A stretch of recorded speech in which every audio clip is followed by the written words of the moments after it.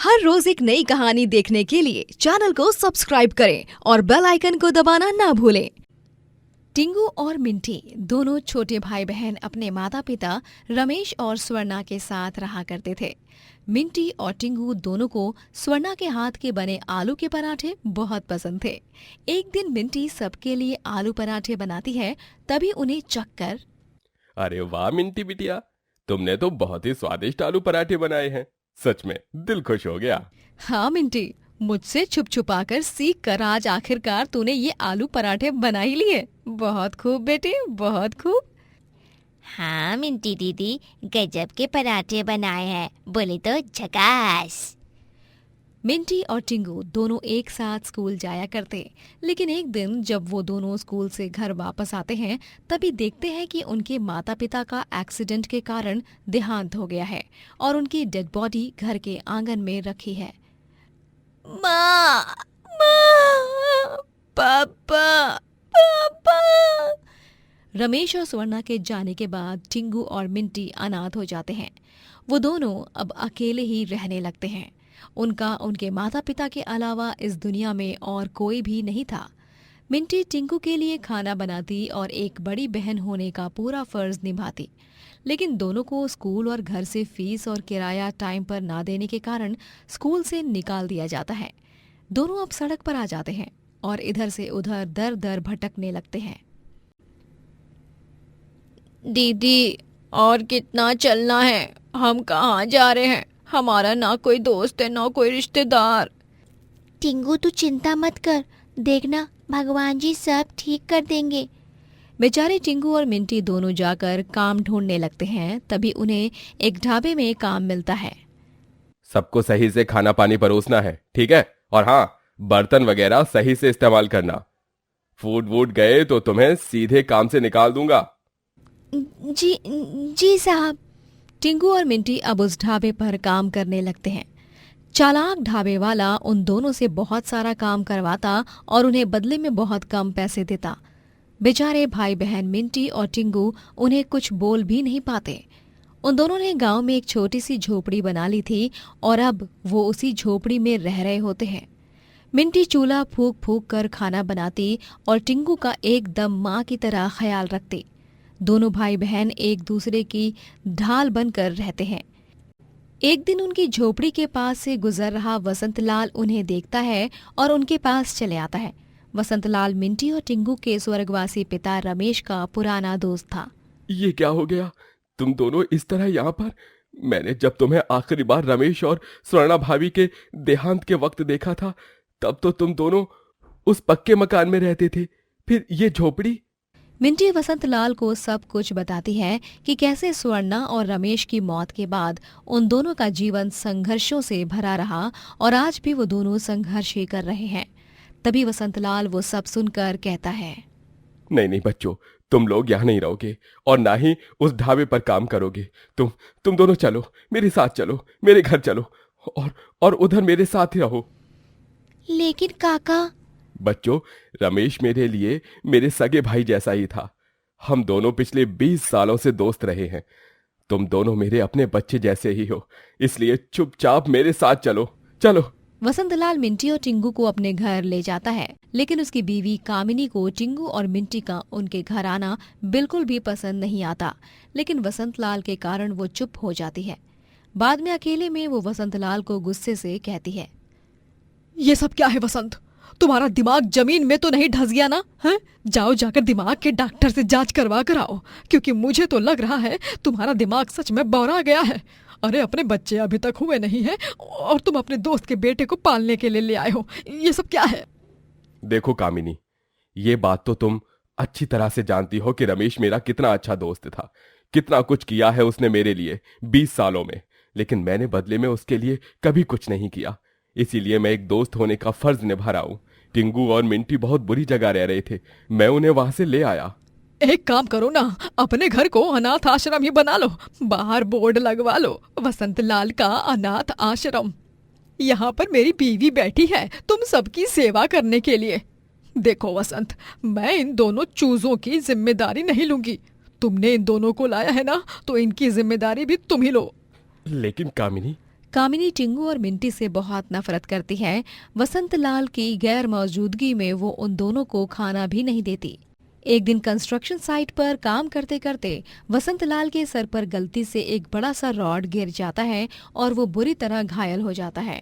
सभी उसे हॉस्पिटल ले जाने जाते हैं, लेकिन वो वहीं पर दम तोड़ देता है। कामिनी विधवा हो जाती है। क्यों चले गए तुम मुझे अकेला छोड़कर वसंत? वसंत, अभी तक तो हमारी शादी को पूरा 1 साल भी नहीं हुआ था। वसंत, वसंत उठो ना वसंत। काका, काका। टिंगू और मिंटी भी वसंतलाल की मौत के बाद बहुत टूट चुके थे, लेकिन कामिनी को अकेलेपन के कारण अब बहुत गुस्सा आने लगता है। उसका सारा दर्द गुस्सा बनकर टिंगू और मिंटी पर बरस पड़ता। वो उन दोनों से घर का सारा काम करवाती और उन पर खूब अत्याचार करती। वो उन्हें ठीक से खाना भी नहीं देती। कामिनी काकी, घर का सारा काम कर दिया है मैंने। हाँ काकी, मैं भी छत और आंगन की सफाई कर चुका हूँ। ठीक है, अब तुम दोनों जाओ और बाजार में आलू पराठा बेचो। ठेले का बंदोबस्त भी तुम्ही को करना होगा। आलू पराठा? हाँ हाँ, आलू पराठा। मैं जानती हूँ कि तुम कितना स्वादिष्ट आलू पराठा बनाती हो, और अगर तुम्हें मेरे घर में रहना है ना, तो तुम्हें रोज पैसे कमा कर लाने होंगे। घबराकर उन दोनों को बाजार से उधारी पर ठेला और बाकी सामान खरीदना पड़ता है और वो दोनों ठेले पर आलू पराठा बेचने लगते हैं। ग्राहकों को मिंटी के हाथ के आलू पराठे बहुत पसंद आते हैं और वो सभी आनंद उठाते हुए आलू के पराठों को खाते हैं। अरे वाह वाह, ओए होए होए होए, क्या पराठे हैं। अरे तुम दोनों बच्चे 10-11 साल की उम्र में ही इतना काम कर रहे हो। भगवान सच में तुम दोनों को खूब तरक्की दे। धन्यवाद काका। ये लीजिए साहब, ये रहा आपका ठंडा ठंडा दही और ये मक्खन वाला पराठा। टिंगू और मिंटी दोनों जितने पैसे कमाते सभी कामिनी को दे देते, लेकिन क्रूर कामिनी उसके बावजूद भी उन्हें छड़ी से रोज मारती। ये लो, ये लो। कल अगर ज्यादा पैसे नहीं लाए ना, तो घर में लूंगी नहीं मैं, समझे तुम? आ आ आ आ ओ आ। रोजाना टिंगू और मिंटी के आलू के पराठे ठेले से एक पुलिस ऑफिसर गुजरता जो उनके पराठे खाकर ही जाता, लेकिन आए दिन रोजाना उन दोनों के बदन पर मार के निशान देखकर उसे शक हो जाता है कि उन दोनों के साथ कुछ गलत हो रहा है, और इसीलिए वो एक दिन उनका पीछा करता है और वो कामिनी को उन दोनों के बदन पर बेरहमी से छड़ी मारते हुए देखता है और वो दरवाजा तोड़कर कामिनी को गिरफ्तार करता है। बहुत ऐशो आराम में जी लिए मैडम जी आप। अब तो आपको जेल की हवा में ही अपनी पूरी जिंदगी बितानी होगी।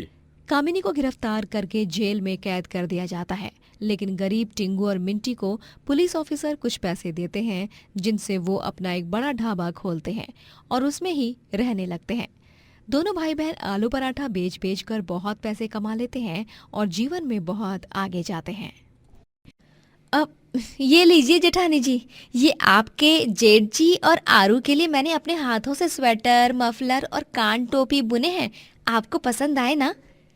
ये है ऋतु, जो 7वीं फेल है और इस वजह से सभी उसका खूब मजाक उड़ाते हैं। उसकी जेठानी कनिका एक मॉडर्न बिजनेस वुमेन है। कनिका ऋतु के बनाए हुए स्वेटर, मफलर और कान टोपी को फेंक देती है और गुस्से से कहती है, oh God, are you out of your mind Ritu? तुम्हें अच्छी तरह पता है ना, मैं, विक्रम और आरव, हम तीनों ही ये बकवास गरीबों जैसे कपड़े नहीं पहनते। हम सारे ब्रांडेड वेयर ही पहनते हैं और स्वेटर मफलर भी ब्रांडेड ही पहनेंगे। ये तुम जैसे गंवार स्वेटर और मफलर तुम अपने पास ही रखो। 7वीं फेल। इतना कहकर कनिका वहां से चली जाती है और बेचारी ऋतु की आंखों से आंसुओं की धारा बहने लगती है, लेकिन वो अपने आंसुओं को पोंछकर फर्श पे फेंका हुआ स्वेटर, मफलर और कान टोपी लेकर अपने कमरे में चली जाती है। ऋतु के साथ ससुराल में सभी इस तरह बर्ताव करते, यहाँ तक कि उसका पति अद्वैत भी। ससुराल में सास मालती, ससुर गंगाधर, जेठ विक्रम, जेठानी कनिका और विक्रम और कनिका का छोटा बेटा आरव थे। अरे मालती जी, दूध का हिसाब किया कि नहीं? अरे बाप रे, सॉरी। हाँ मुकुंद, मैं तो भूल गई थी। मैं लड्डू बना रही हूँ ना, ये देख मेरे हाथ। तू शाम को फिर से आ जाएगा, फिर चैन से बैठकर हिसाब करूंगी और तेरे पैसे भी तो दे दूंगी। हाँ माँ जी, उसकी कोई जरूरत नहीं। खामखा मुकुंद भैया की हेरा फेरी हो जाएगी। मुकुंद भैया, मैं हिसाब कर देती हूँ और आप पैसे भी अभी लेते जाइएगा फिर। हाँ। ठीक है। तभी सभी हंसने लगते हैं। अरे रितु बहू, ये तुम क्या डींगे हाँक रही हो? हिसाब किताब ये सब तुम्हारे बस की बात नहीं है। कनिका बहू, ओ कनिका बहू, तनिक आओ तो। बड़ी आई सातवीं फेल बहू। जी पापा जी। कनिका बहू, जरा ये दूध वाला मुकुंद का हिसाब कर दो ना फटाफट। ओके पापा जी। ऋतु को गंगाधर की ये बात सुनकर बहुत बुरा लगता है, लेकिन वो मौन रहती है। ऋतु घर का सारा काम करती, यहाँ तक कि कनिका के बेटे आरव का भी वो एक माँ की तरह ख्याल रखती। एक दिन आरव को तेज बुखार आ जाता है। तभी हे भगवान, आरू, आरू बेटा, तुम्हें तो बहुत तेज बुखार है। डॉक्टर को फोन लगाना होगा। घर पर कोई है भी नहीं। ऋतु डॉक्टर को फोन लगाने जाती है। तभी जेठ और जेठानी विक्रम और कनिका वहां आ जाते हैं। रितु तुम रहने दो, तुम्हें फोन इस्तेमाल करना आता ही कहाँ है। डॉक्टर को बुलाने की जगह पता चला घर पर नाई आ गया। चलो जाओ यहाँ से। हम अपने आरू का ध्यान खुद ही रख सकते हैं। तुम पूरे घर का ध्यान रखो। और जाओ जल्दी से जाकर कोल्ड कॉफी बनाकर लाओ मेरे और विक्रम के लिए, और एक बोल में आइस क्यूब्स ला दो आरू के लिए। इसे ठंडी पट्टियां मैं भी लगाती हूँ डॉक्टर के आने तक। क्या आइज कूब मतलब? ओह गॉड, बर्फ के टुकड़े, समझी? ये लिख के दूं? नहीं नहीं नहीं जेठानी जी, समझ गई मैं। फिर एक रोज जब मालती और गंगाधर को एक जगह शादी अटेंड करने जाना होता है, तभी मालती की साड़ी को चूहे कुतर देते हैं। आहो, अरे नहीं, मेरी साड़ी को चूहों ने कुतर दिया। ये मेरी ही गलती का नतीजा है। मैंने ही साड़ी को बाहर रख दिया था, अलमारी में सहेज कर रखने की जगह पर। हे भगवान मालती, ये क्या करती हो तुम? हमें 1 घंटे में निकलना है शादी के लिए। अब हम नई साड़ी कहाँ खरीदेंगे, और पुरानी वाली तो तुम पहनोगी नहीं। माँ, आपको पहले ही ध्यान देना चाहिए था। वो आप सब चिंताग्रस्त मत होइए। मैं कुछ करती हूँ, मुझे बस थोड़ा सा वक्त दीजिए। ऋतु अपनी सिलाई मशीन पर फटाफट से एक पुराने लहंगे की नई साड़ी बना देती है, जो दिखने में इतनी सुंदर होती है कि सभी खुश हो जाते हैं। अरे वाह ऋतु बहू, ये साड़ी तो बहुत सुंदर है। कहाँ से लाई तुमने? माँ जी, इसे मैंने अपने हाथों से बनाया है। एक लहंगा था, उसी की साड़ी बना दी। अच्छा ठीक है, अब मैं इसी को पहनकर सरला की बेटी की शादी में जाऊंगी। लेकिन माँ जी, ये साड़ी बहुत ही ओल्ड डिजाइन लग रही है। सब आप पर हंसेंगे, आपको जोकर कहेंगे। तभी मालती गुस्सा होकर कहती है, कनिका बहू, जोकर होगी तू। ये साड़ी बहुत सुंदर है और मैं इसे ही पहनूंगी। ऋतु बहू, तू सच में जो भी सिलती है, बुनती है, सब कुछ अच्छा होता है। देखो तो आप सब, कितनी खूबसूरती से कढ़ाई की है इसने। ऋतु सुंदर सुंदर कपड़े बनाती रहती है और सभी उसकी प्रशंसा करने लगते हैं। ये लो आरू बेटा, ये आपकी धोती, ये मोर मुकुट और ये बांसुरी। अरे वाह रितु, तुमने तो आरू को बिल्कुल कान्हा जी जैसा ही बना दिया। बहुत अच्छी तरह सिला है तुमने कान्हा जी के कपड़ों को। आरू, माय लिटिल चैम्प, आज स्कूल में इतनी अच्छी स्पीच देना कि फर्स्ट प्राइज की ट्रॉफी हमारे घर पर ही आए। हाँ, यस चाचू। थैंक यू सो मच चाची, आई लव यू बोथ। ओ बू लव यू भी बेटा। इट्स ओके रितु, धीरे धीरे वक्त के साथ तुम हम सभी को ये साबित करके दिखा रही हो कि तुम 7वीं फेल तो हो, लेकिन तुम्हारी सिलाई बुनाई की कला ये तो बहुत ही लाजवाब है। मैं तुम पर गर्व महसूस करता हूँ। एक दिन घर पर अद्वैत और गंगाधर के दोस्त संग्राम आते हैं, जो कि एक डिजाइनर कपड़ों की कंपनी के मालिक होते हैं। ऋतु के डिजाइन किए गए कपड़ों को देखकर संग्राम जी बहुत खुश हो जाते हैं। आउटस्टैंडिंग। क्या हुआ? ये अंग्रेजी में क्या कहा इन्होंने? सॉरी संग्राम जी, दरअसल ऋतु 7वीं फेल है ना, इसलिए इसे इंग्लिश समझ नहीं आती। अरे 7वीं फेल है तो क्या हुआ? अरे ऋतु बेटा, तुम यहाँ क्या कर रही हो? तुम्हें तो फैशन इंडस्ट्री में अपने कदम बढ़ाने चाहिए, क्योंकि तुम एक बहुत ही टैलेंटेड फैशन डिजाइनर हो। जिस तरह के कपड़े तुम डिजाइन करती हो, ऐसे कपड़े आज के जमाने में बहुत मुश्किल से ही कोई डिजाइन करता है। रितु बेटा, क्या तुम मेरी कंपनी में काम करोगी? हम सेलिब्रिटीज और फिल्म में कपड़े डिजाइन करके देते हैं। ऋतु संग्राम की ये बात सुनकर खुशी से भावुक हो जाती है। संग्राम जी, सच में मैं फैशन डिजाइनर? हाँ बेटा, तुम वो हीरा हो जिसे तराशने में देर तो लगी, लेकिन वो कहते हैं ना, देर आए दुरुस्त आए। चलो अब अपने सपनों को साकार करने का समय आ गया है। ऋतु फैशन इंडस्ट्री में जाकर सेलिब्रिटीज, टीवी शोज और फिल्मों के लिए कॉस्ट्यूम डिजाइन करती है और साथ ही साथ वो अपनी पढ़ाई भी रीस्टार्ट करती है और 8वीं कक्षा से फिर से शुरुआत करती है। ये सब देख कनिका और बाकी घर वालों की बोलती ही बंद हो जाती है। अद्वैत उसका इन सब में बहुत साथ निभाता है और आखिरकार वो ढेरों पैसे कमाकर अपना फैशन ब्रांड लॉन्च कर ही देता है और उसे और उसके पूरे परिवार को अवार्ड फंक्शन में बुलाया जाता है। Ritu fashion designer of the year का अवार्ड जीतती है। पूरे परिवार को उस पर गर्व महसूस होता है। Thank you so much. मैंने कभी सोचा नहीं था कि मैं घर पर सिलाई बुनाई करके इस तरह से ये मुकाम तक पहुंच जाऊंगी। मैं सभी को शुक्रिया कहना चाहती हूँ, ईश्वर को, मेरे परिवार वाले, मेरे पति और सबसे इम्पोर्टेंटली संग्राम जी को, जिन्होंने मुझे इस इंडस्ट्री में लाया। मैं 7वीं फेल तो थी, लेकिन फिर भी हर किसी के तानों और बुरी दकियानुसी सोच को फेल करके आगे निकल गई। ये अनपढ़ जाहिल गवार आज इस स्टेज पर खड़ी है। तालियों की गूंज से महफिल सज जाती है और 7वीं फेल बहू अपना ग्रेजुएशन पूरा करके जीवन में खूब तरक्की करती है।